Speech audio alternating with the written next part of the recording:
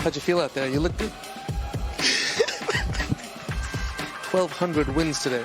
You had a moment to put it into perspective a little bit in your head? Here we go. I'm sorry. I've known him forever. This is tough. Okay. I'm here with the man himself, Rafa Nadal, on the red carpet. We can't come to the beach without doing a little jet skiing. Yes, he's the only man in Hollywood who takes his shirt off on camera more than Matthew McConaughey. He's logged more miles than George Clooney's character in Up in the Air. He is beloved by the players and his colleagues alike. And we welcome our good friend, Tennis Channel global correspondent Prakash Amritraj. I couldn't help myself, buddy. I'm sorry. How are you?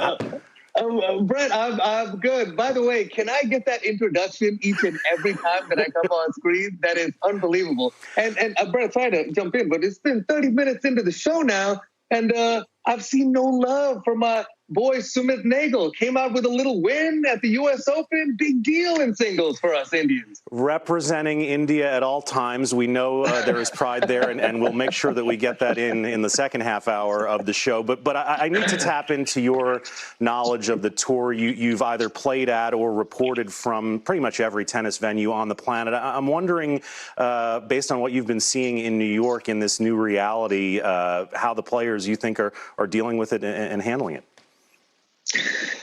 You know what? I think the players are just so desperately happy to be able to compete, be at a Grand Slam. The enthusiasm's there, and they're just having to make do with this sort of bubble life that you're seeing. You know, some players I know like to relax, going to plays, going out to restaurants, really enjoying the city and taking their mind away from the tennis. Well, you don't have that. Your mind is only on the tennis, so it's a new adjustment. I think the fans, really big adjustment, possibly better for the younger players. But everyone I talk to seems to be just business on their mind. Yeah, traveling as you do week to week on the tours, what do you think is the biggest adjustment? I mean, obviously the fans' absence is the most glaring, but there's a lot of stuff behind the scenes, sort of the nuances of the players' lives in the locker room and on the grounds that has changed now. What do you think the biggest adjustment's been? I think it's rhythm. You know, as a player, I know there are some players who are superstitious. If they're going to a certain restaurant, having a certain meal, things are working well, I'm not going to change anything. I'm going to keep everything the same, hope to keep winning each week, because, of course, you don't win every week unless you're one of the big three or Serena at your prime. So I think it's just a matter of adjusting, finding ways to achieve your relaxation and your rhythm and your routine when you've had a bunch of those options taken away. We were all captivated, Prakash, by the stand that Naomi Osaka took last week in New York on behalf of social and racial justice, a stand that led to both tours entirely shutting down for the day last Thursday. I'm wondering, as a man of color, what your reaction was to the stand that Naomi took and the way that tennis reacted to it. Well, a few things go through my mind when that happened. You know, number one, you think about the place of athletes in situations like this and how much power they truly have. And I think an athlete, by my definition, is someone who constantly is chasing the impossible, trying to achieve the impossible, and does it on occasion after occasion. And if one of those people choose to take a stand, whether it's by not playing, whether it's by playing and voicing their opinion, whatever it may be, it's one of the most beautiful and inspirational things, I can witness. But it also gets me thinking about progress. Now, I know a lot of people have said, oh, by not playing, what will that even do? I just want to tell a little story, take everyone back on a little history lesson here.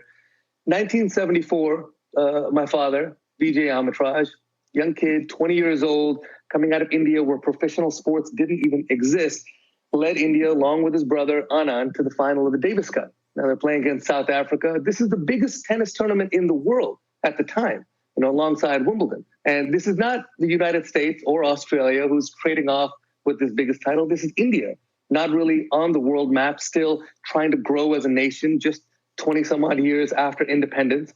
And these two brothers led them to the final to really put India on the map, put India on this trophy. And they're playing South Africa, where the heinous institution of apartheid was very much intact. So as a stance against the people who were oppressing people of their color, they chose not to play the Davis Cup. They said, you know what, we're going to default the final then and the Indian government. Now, a huge stance. What a sacrifice for these two young men. Now, you fast forward to 1988, pressure is mounting, global pressure is mounting for apartheid to end up going down. The United Nations calls on VJ, who was part of this brave stance, to come and speak at the United Nations at the 25th anniversary on the Special Committee Against Apartheid. Slowly after, continued global pressure, apartheid comes down in the early 90s. Now, did the stance they take make a huge difference? We don't know, but it was memorable. It made a chip at the block. Later, they called him in again. So I guess my big point is that progress takes time. And when you look at what happened with Naomi last week, she made this stand, a tremendous stand, and the USTA, the ATP, and the WTA banded behind her and supported her and took this unprecedented stand and made this statement of canceling play for the day in support of this cause. You go back to 1974, the sport wasn't there for support.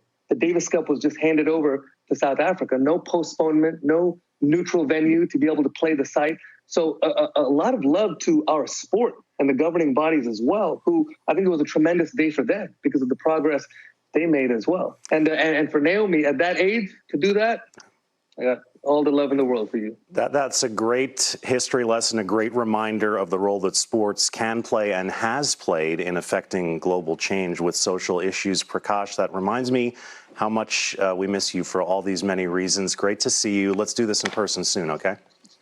I love that, Habe. Love watching you. See you soon.